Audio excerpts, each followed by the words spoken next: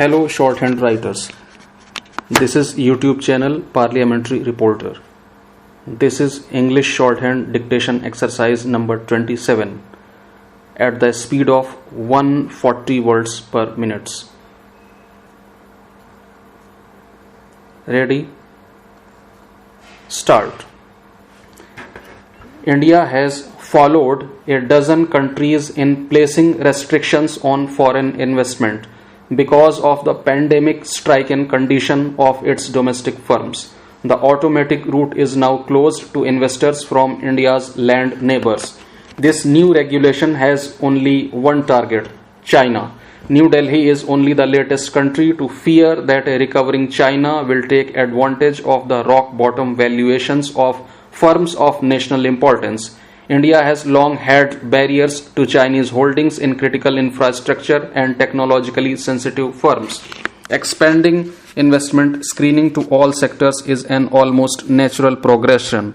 The HDFC Bank share purchases by China's central bank was only a trigger. However, New Delhi should not be under any illusion. Foreign capital remains crucial to the country's economic success and will be doubly important as India tries to revive its economy. Making it more difficult for China will carry a price tag. China has been the fastest growing source of foreign investment in the last 5 years. Chinese investors have shown a remarkable degree of risk appetite and now have a substantial presence in over half of India's unicorns. A purely arbitrary method of deciding what types of investment is allowed would be a setback to India's decades-long attempt to be more attractive to investors from all countries. As the screening process matures, the Department for Promotion of Industry and Internal Trade should work out a process and precise regulations to decide what an acceptable investment is. The issue of offshore fund investments and who is the ultimate beneficial owner from an investment is trickier, though it should be recognized that these are used because India remains a difficult business environment. The spread of investment barriers is a reminder that economic openness is diminishing globally.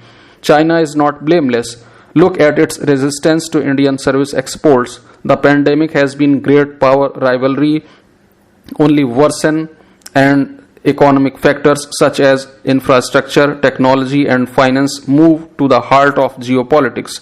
India must walk a fine line. At its present state of development, it needs to expand its overseas economic engagements, even while remaining sensitive to its external security needs.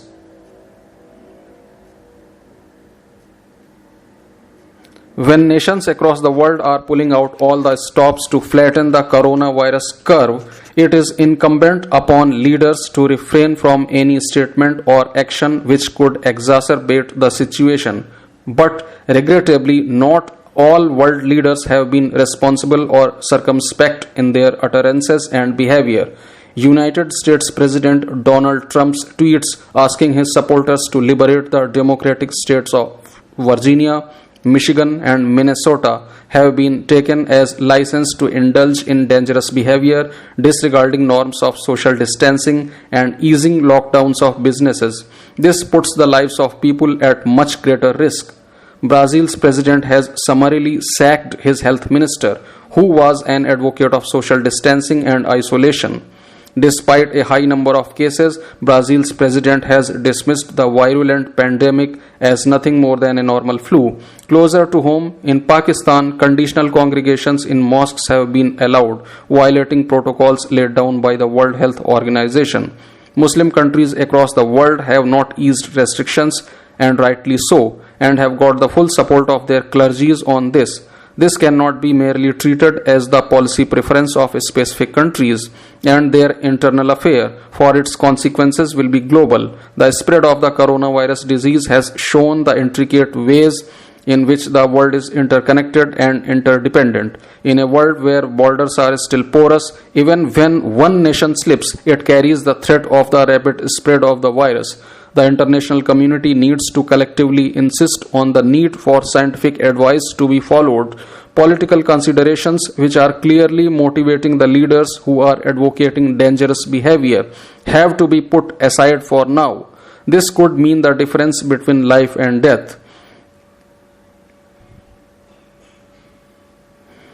In the afternoon of 14th April, just hours after Prime Minister Narendra Modi announced the extension of the lockdown for another 19 days, hundreds of migrant workers made their way to Mumbai's Bandra West railway station. They had been waiting for the lockdown to end and had assumed that they could return home. Some reports say that this assumption was based on an erroneous news report about special trains with restrictions in place, including an interstate bus and rail travel. This was not to happen. The same day in Surat, hundreds of textile workers staged a sit-in, demanding that they be allowed to return home.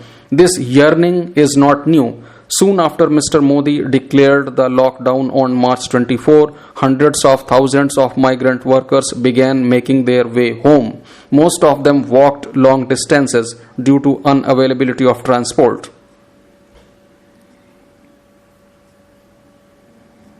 These large congregations of workers at close proximity of each other are disturbing. They represent a sense of desperation, which is emerging from economic suffering and emotional anxiety. They also undermine the principle of social distancing. For one infected person in any of these gatherings has the potential of infecting hundreds, who may then come in contact with hundreds of others. It requires one incident to begin another chain of transmission, which can set back India's efforts in the battle against the pandemic.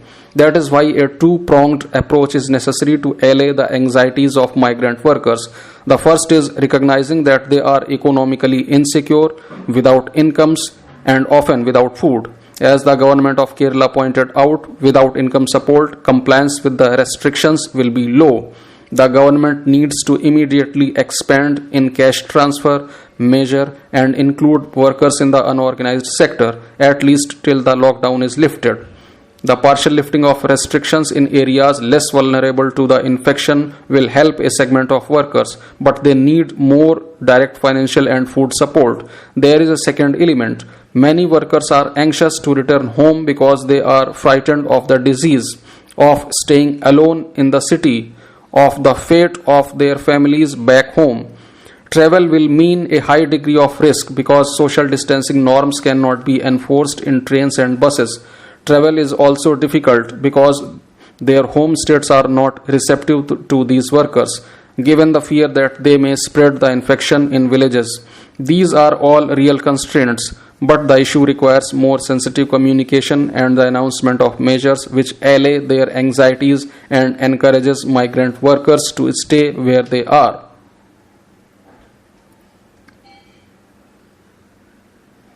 Farmers are currently harvesting a bumper Rabi crop. The India Meteorological Department has forecast a 100% normal southwest monsoon with the possibility of a weak La Nina conditions developing in the second half of the 4-month season from June to September. La Nina is the opposite of El Nino, that is generally not favorable for rainfall in the subcontinent. That bodes well for the coming Kharif planting season too. Agriculture is important from two standpoints. The first is inflation control, which is predicated on adequate supply of food, feed, and fiber. Secondly, farmers and rural laborers have high marginal propensity to consume. The Indian economy today needs both low and stable inflation as well as boost to spending, which is best guaranteed by increased farm production and incomes. That being so, the concerted efforts are required to ensure proper marketing of the Rabi wheat, mustard, pulses, and other harvested crops. The issuing of coupons or by governments to farmers for bringing their respective produce to mandis at given dates and times is fine, given the imperative for maintaining social distancing.